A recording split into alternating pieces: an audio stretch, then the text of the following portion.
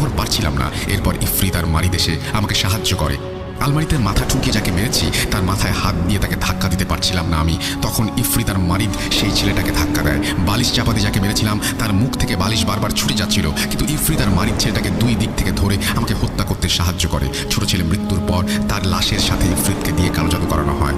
আপনি লাশগুলোকে কবর দিতে না বলে ভালোই করেছেন, নইলে ছোট ছেলের কবরে শেষ মাটি পড়ার সাথে সাথেই তার মা মারা যেত। এরপর আমি সেই ভালো জিনটাকে জিজ্ঞেস করি এই সমস্যা থেকে সমাধানের উপায় কি। সে আমাকে কিছুই বলতে চায় না। আমি তাকে আল্লাহর ভয় দেখাই এবং পাপের প্রায়শ্চিত্ত করতে বলি। অবশেষে সে রাজি হয় আর বলতে শুরু করে, আমি আপনাদের উপায় বলে দিতে পারি। এতটুকু বলেই সে আত্মচিৎকার দিয়ে মাটিতে লুটিয়ে পড়ে।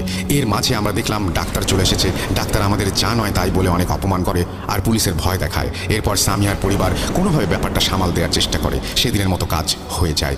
সেই রাতে আমি আমার আলেম বন্ধুগণ সামিয়ার বাসাতেই থেকে যাই, কারণ কখন কি হয় বলা মুশকিল। এদিকে সামিয়ার পা ভেঙে গেছে, এখন কোনো চিকিৎসা করা সম্ভব না। এই ভেবেও ভয় লাগছিল যে ইফরিত বা মারিদ সামিয়ার উপরে ভর করে আরও যদি ক্ষতি করে। তাই আমি আর আমার আলেম বন্ধুগণ ঠিক করি মাদ্রাসা থেকে ছাত্র এনে সামিয়ার রুমে 24 ঘন্টা কোরআন পড়ার ব্যবস্থা করব।